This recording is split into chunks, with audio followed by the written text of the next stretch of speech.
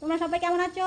দেখো আমি আর কীর্তিকারণ আর ওর আন্টি এখানে একটা ছোট্ট গাছের আলু নিয়ে কাটা হচ্ছে ম্যাগিতে দেওয়ার জন্য। এখানে ইপ্পি হচ্ছে, ইপ্পি দেখে নাও,